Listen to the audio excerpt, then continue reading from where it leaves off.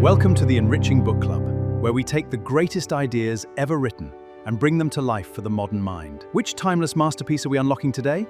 Let's find out. Let's jump right into this explainer, shall we? I mean, if you've ever had to deal with some maddening bureaucracy, and let's be honest, who hasn't, you absolutely know the power of throwing a perfectly placed wrench into the gears. So today we're unpacking the brilliant, kind of baffling world of Jaroslav Hasek's The Good Soldier Schweik. We're talking about a character who literally blurs the line between sheer incompetence and absolute subversive brilliance. And the best part? He does it all with this giant, innocent smile on his face. So we're kicking things off with the ultimate riddle of the whole novel. Picture this. World War I breaks out, and Josef Schweik gets drafted into the Austro-Hungarian army. The kicker?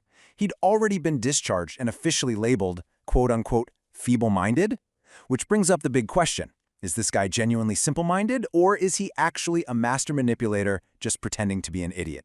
Hasek totally refuses to give us a straight answer, and honestly, keeping us guessing like that is exactly what makes Schweik's antics so incredibly fascinating. You see, we're constantly stuck navigating this hilarious ambiguity.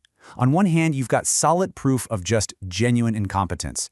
I mean, the man is constantly getting lost, breaking the most basic rules, and causing absolute chaos everywhere he goes.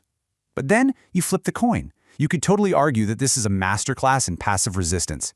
His extreme, and I mean over-the-top eagerness to help, consistently ends up humiliating the guys in charge. It's this constant balancing act. Is he just blundering blindly through a war zone, or is he pulling off this brilliant psychological warfare against a corrupt system? Moving into our first major section, a chain of misadventures.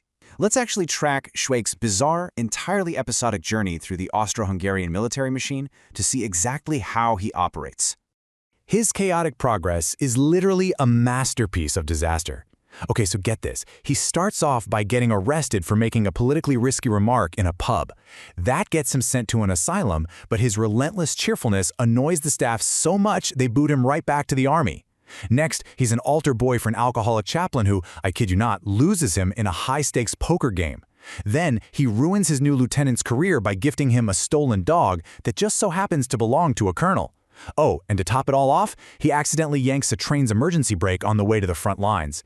It's just this relentless, hilarious domino effect of disasters.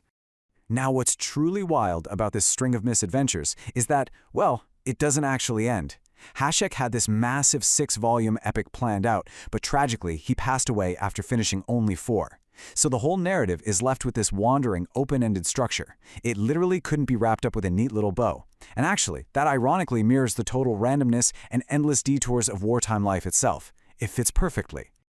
All right, Section 2, Breaking the Bureaucracy. We're going to look at the fatal flaws of authority here and how Schweik completely dismantles the system just by following its own rules. Because Schweik's real superpower? It's literal-minded compliance. Seriously, have you ever followed a terrible instruction exactly to the letter, just knowing it would end in disaster? That's what he does. Schweik acts like a mirror. By following totally illogical rules with maximum unwavering enthusiasm, he exposes the arbitrary, self-contradictory stupidity of the people making those rules. Turns out, when you comply with nonsense super enthusiastically, you really shine a spotlight on the absurdity of the person giving the orders. Through all this, Hasek is delivering a really biting literary critique. He takes aim at a hierarchical system that was just completely unprepared for reality. The officers, they're incompetent and petty. The institutions, totally corrupt. But the biggest target is how bureaucratic nonsense is valued way over actual heroism, or even just basic common sense. Schweik's exaggerated obedience reveals with crystal clarity just how incredibly fragile these power structures are when they're actually put to the test. Which brings us to our next part, nationalism and wartime chaos. Moving beyond just the military bureaucracy, we need to examine the cultural backdrop of the dying Austro-Hungarian Empire. Hasek highlights the intense ethnic tensions of the empire's decline with this absolute stroke of genius. He makes his Czech protagonist absurdly, almost psychotically loyal to Austria. I mean, a Czech soldier showing exaggerated patriotism for the very empire that's actively suppressing his own people? It's a brilliant parody. It's a sharp critique of forced nationalism, imperial propaganda, and erasing minority identities. The loyalty is so extreme, it loops right back around to being a total joke. And here is the core contrast of the entire book. On one hand, you've got the myth of war, right? Heroism, glorious battles, valiant charges. But then you have the reality of Schweik's war. And his war is not about battles at all. It's just endless detours, massive delays, and mind-numbing bureaucratic nonsense. Hasek is showing us that the illogical, dehumanizing machine that prepares for war is the true threat. It completely strips the conflict of any sense or meaning. Let's transition to Section 4, the mechanism, humor as survival. How exactly do ordinary people cope when they're trapped in a totally irrational world?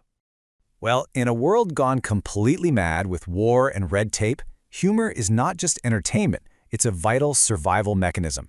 Hasek masterfully blends black comedy, total farce, anecdotal storytelling, and classic pub humor right into the text. He proves that when you're up against strict authoritarianism, holding on to your optimism and just spinning a good yarn are incredibly powerful acts of defiance. Think about it. You simply cannot break the spirit of someone who refuses to stop laughing. And this ties directly into the specific archetype Schweik embodies, the holy fool. Now, in folkloric tradition, this is a character who seems totally foolish or mad to the outside world, but through their seemingly simple actions, they actually expose the deep-rooted madness of society itself. Schweik stays relentlessly cheerful, perfectly agreeable, all while entirely dismantling the oppressive authority around him. It's like he's the only sane man in the madhouse, cleverly disguised as a lunatic. Finally, Part 5, the verdict, a timeless legacy. Let's wrap up this explainer by looking at exactly why this wandering, unfinished story still hits so hard today over a century later. The book established this vital, groundbreaking model for anti-war literature, and honestly, it remains a timeless critique of authoritarianism. Josef Schweik became a universal cultural archetype. He's the ultimate figure of resistance through absurdity, driven by this really unique blend of Czech humor and fatalism. He represents the ordinary guy who survives oppressive systems, not by fighting them head-on, but by pretending to go along with them, while quietly and enthusiastically tearing them apart from the inside out. So I'll leave you with this final, slightly provocative thought to chew on. When you're faced with the irrational bureaucracies in your own life, whether that's a nightmare at work, a trip to the DMV, or spending hours on hold with customer service, how might you use a little weaponized incompetence to survive? Keep that in the back of your mind the next time you find yourself tangled up in red tape, because sometimes the absolute smartest thing you can do is just play the fool. Thanks so much for joining me for this explainer, and hey, keep asking the right questions.